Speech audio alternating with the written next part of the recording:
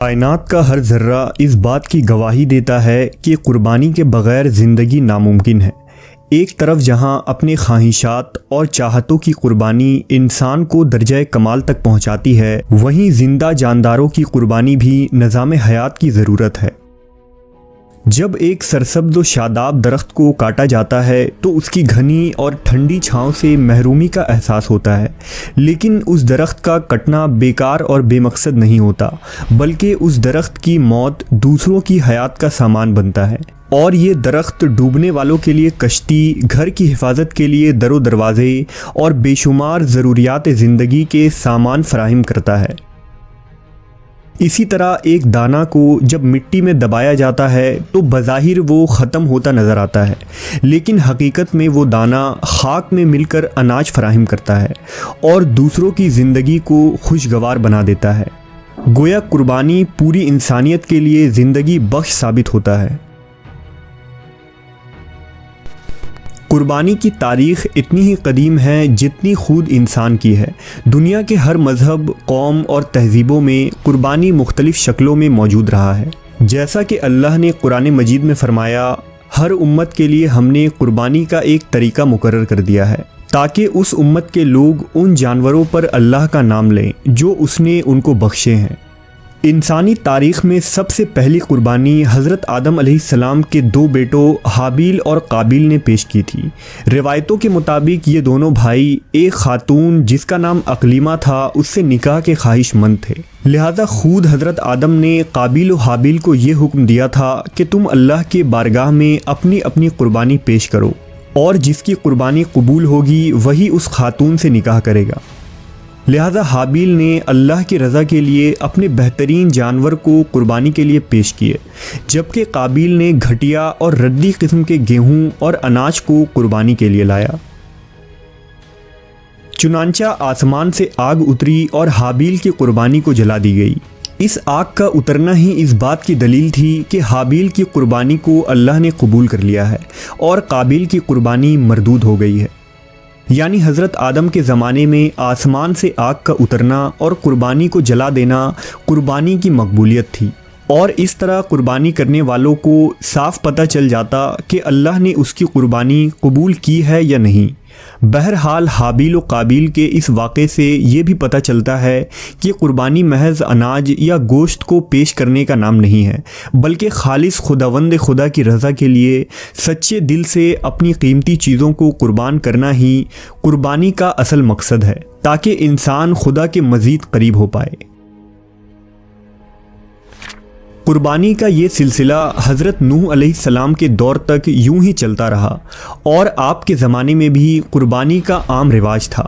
روایتوں کے مطابق حضرت نوح نے ایک ذبح خانہ بنایا تھا جس میں آپ اللہ کی بارگاہ میں جانور قربان کیا کرتے تھے۔ اسی طرح دنیا کی قدیم ترین تہذیب یونان میں دیوتاؤں کے مندروں میں بڑے قیمتی نذرانے پیش کیے جاتے تھے۔ قدیم یونانی دیوی دیوتاؤں کے آگے انسان کو بھی ذبح کر دیتے۔ قدیم فارس کے مذہبی رسم و رواج میں بھی قربانی شامل تھا۔ قدیم فارس یا ایران کے زرتشتی لوگ آگ کی پوجا کیا کرتے تھے۔ فارس کے مختلف علاقوں میں بڑے بڑے آتش کدے بنے تھے، اور تکلیف و مصیبت کے وقت فارس کے شہنشاہ ان آتش کدوں میں جاتے اور مال و زر کی قربانی دیتے تھے۔ قربانی کے طور پر جانوروں کے گوشت کو جلایا جاتا، اور پجاری خود بھی اسے کھاتے اور غریبوں میں بھی تقسیم کیا کرتے۔ وہیں اگر قدیم چین کی بات کریں تو شانگ خاندان کے دور حکومت میں چین کے لوگ زمین، دریا، ہوا، پہاڑ اور مظاہر فطرت کی پوجا کرتے تھے، اور باطل قوتوں کے خلاف قربانیاں دیتے تھے، جس میں جانوروں کا گوشت جلایا جاتا اور شراب کو بطور قربانی پیش کی جاتی۔ یہاں تک کہ مورخین نے لکھا ہے کہ قدیم چین کے لوگوں نے بہت سارے جنگیں صرف اس لیے لڑی تھی تاکہ غیر چینی لوگوں کو پکڑ کر چین لائیں اور انہیں اپنے خداؤں کے آگے قربان کریں۔ قدیم مصر میں قربانی کی رسم نہایت ہی عجیب و غریب تھی۔ مصری لوگوں کا معمول تھا کہ دریائے نیل جب خشک ہو جاتا تو وہ خوبصورت اور حسین کنواری لڑکی کو اس کی بھیٹ چڑھاتے، جس سے دریا پھر سے جاری ہو جاتا۔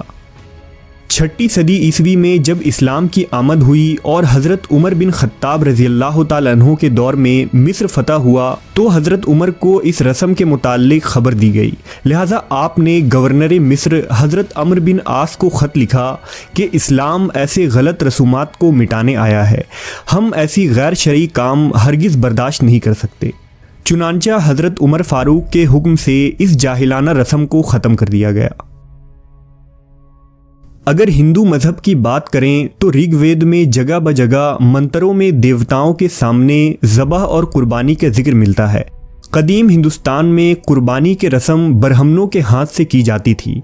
وید میں راجا یدھشٹھر کے متعلق لکھا ہے کہ وہ بھی برہما کی پوجا کے وقت کئی جانوروں کی قربانی کیا کرتے تھے۔ اسی طرح ہندو دھرم کی ایک مشہور دیوی درگا کے آگے بھی پوجا کے وقت جانوروں کی قربانی دی جاتی تھی۔ کچھ تاریخی شواہد سے یہ بھی پتہ چلتا ہے کہ درگا کے سامنے انسانوں کی بھی بھیٹ چڑھایا جاتا تھا۔ اسی طرح عبرانی، کنانی، فونیکی اور دنیا کے تقریباً ہر چھوٹی بڑی قوموں اور مذہبوں میں قربانی کا رواج ملتا ہے، جہاں مختلف طریقوں سے لوگ اپنے دیوتاؤں کے آگے اناج، مال و زر، جانوروں، یہاں تک کہ انسانوں کی بھی قربانی کیا کرتے تھے۔ لیکن جس وجہ سے قربانی کو امت محمدیہ پر فرض کیا گیا وہ حضرت ابراہیم علیہ السلام کی قربانی ہے۔ حضرت ابراہیم کی قربانی کے واقعے کے بعد سے ہی اس عمل کو عظیم عبادت قرار دیا گیا۔ مختصر واقعہ کچھ یوں ہے کہ جب اللہ نے حضرت ابراہیم کو آزمانا چاہا تو خواب کے ذریعہ آپ کو حکم ہوا کہ آپ کو اپنے عزیز بیٹے اسماعیل کو اللہ کی راہ میں ذبح کرنا ہوگا۔ حضرت ابراہیم کو اپنے 13 سالہ بیٹے سے شدید محبت تھی، لیکن اللہ کے حکم کے آگے حضرت ابراہیم نے سر تسلیم خم کیا اور اسماعیل علیہ السلام کو ذبح کرنے کے لیے پہاڑ پر لے گئے۔ جب باپ نے بیٹے کو لٹا دیا اور گلے پر چھری چلانے ہی والے تھے کہ اللہ کی طرف سے ایک غیبی آواز آئی کہ بس ابراہیم، بے شک آپ نے اپنا خواب سچ کر دکھایا۔ ابراہیم علیہ السلام نے اس پکار کو سنا اور نظر اٹھائی تو سامنے ایک دمبا موجود تھا۔ آپ پہاڑوں سے اترے اور اس دمبے کو ذبح فرمایا۔ اس طرح اللہ نے اسماعیل علیہ السلام کی جان بخش کر انسانیت کو یہ پیغام دیا کہ اس لاشریک خدا کو انسانوں کی قربانی نہیں چاہیے جو جاہل قومیں اپنے دیوی دیوتاؤں کے آگے کیا کرتی ہیں۔ اس کے برعکس جانوروں کی قربانی کا یہ طریقہ سب سے عمدہ، پاکیزہ اور اعلیٰ ہے، جس میں جانوروں کو اللہ کی راہ میں قربان کی جائے اور اس کے گوشت غریب و مسکین میں تقسیم کی جائے۔ گویا حضرت ابراہیم کی یہ قربانی بعد میں آنے والوں کے لیے ایک یادگار اور سنت بن گئی۔ یہی وجہ ہے کہ جب صحابہ اکرام نے نبی صلی اللہ علیہ وسلم سے پوچھا کہ یا رسول اللہ، یہ قربانی کیا ہے، تو آپ نے فرمایا کہ یہ تمہارے باپ ابراہیم علیہ السلام کی سنت ہے۔ امت محمدیہ میں قربانی محض گوشت اور خون بہانے کا نام نہیں ہے، بلکہ روح اور دل کی قربانی کو خدائے برحق کے قریب کرنے کا ذریعہ قرار دیا گیا ہے۔ یہ عمل اپنے عزیز ترین اشیاء کو اللہ کی بارگاہ میں پیش کرنے کے نظر ہے۔